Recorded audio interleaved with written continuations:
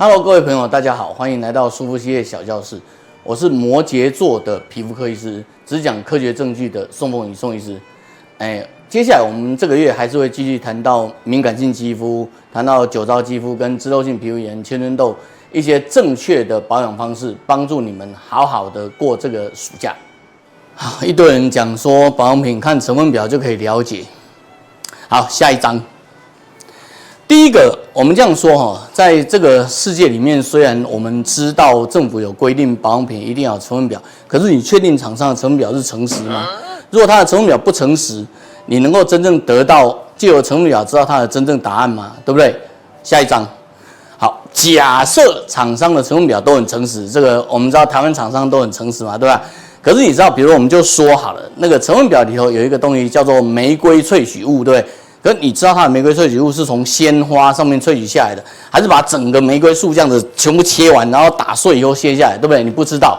所以玫瑰萃取物它其实是有等级的，我们至少知道它有工业级，然后医疗级、化妆品级，有好几种等级，对不对？不同等级它有不同的杂质啊，对吧？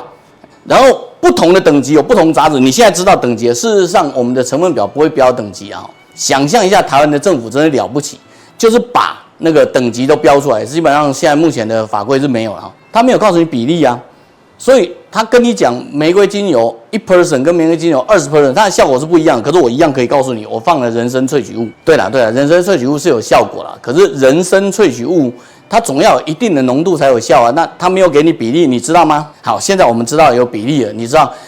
我在保养品里面放了葡萄柚萃取物，对吧？看起来维他命 C 很多。葡萄柚萃取物，你知道葡萄柚萃取物跟那个我们吃的抗胆固醇药物会产生交互作用吗？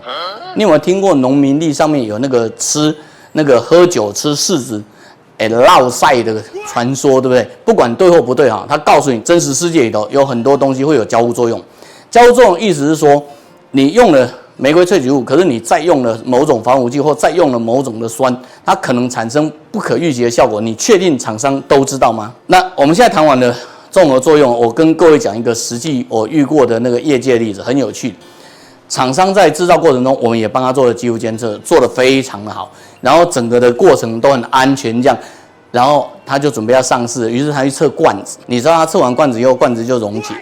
我们觉得玻璃罐子最安全，对啊，玻璃罐子是细做最安全。结果他的玻璃罐子他也不能用，然后我们就帮他找了好久，到现在还在找。然后厂商就跟我们说了一个笑话，说我的东西很好，这样可是不能放在塑胶里面，不能放在玻璃里面，不能放在 PE 里面。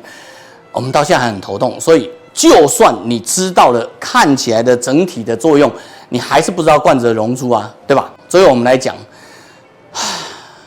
看成分表，其实你什么都不知道。对，要不要看成分表？可以看哈，可以看哈。可是你站在现实的世界里面，我个人认为它一点参考价值都没有。它最多只能表现出厂商很合法的遵照政府的那个规定。想想一下，过去这几年来我们打的疫苗，这些疫苗规定很严格，然后它也标示很清楚。可是我们仍旧出现了一些不可预期的心肌炎哈，不可预期的关节发炎。我没有要指责这些厂商，现实世界里头所有的东西到最后，只有现实才是见真章。我们给你的建议很简单，也许你到现在觉得我们讲肌肤监测已经听到都快耳生长茧的了哈。对了，耳朵长茧，我完全可以理解。但是你有没有想过，一罐成分表下来，不管它是怎么样的东西，它要经过成分，它要经过比例，它要经过杂质，它要经过一大堆东西，最后就算它要安全，你还有罐子溶解这些有的没有保存的问题。其实你就把它擦在脸上，然后拍个照嘛，然后做显微照相，你只要擦了以后没事。就像我常常跟病人讲，这件东西好不好，你吃下去不会拉肚子就是好的，拉了肚子就不好，不是吗？这不是很简单的道理吗？所以成分表可不可以理解保养品？不可以，成分表是没有办法理解保养品的，它只能呈现厂商有没有照政府的规定做，除此以外没有什么效果。你看我们这么认真给你看了这么多的证据，对吧？然后相信你对皮肤的显微证据、皮肤的科学照顾应该更有经验。那欢迎您点赞、订阅、分享我们的舒肤系列小教室，然后把它介绍给你更多的朋友。好，我是摩羯座的皮肤科医师，只讲科学证据的宋凤医师，我们下次见。